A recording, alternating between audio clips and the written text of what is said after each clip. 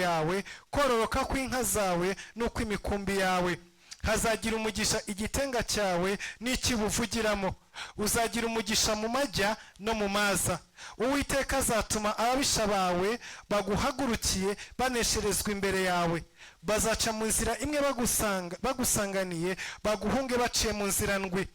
Uwiteka azategeka umugisha kuba mu bigega byawe no mu byo ugerageza gukora byose, kandi azaguhera umugisha mu gihugu Uwiteka Imana yawe iguha.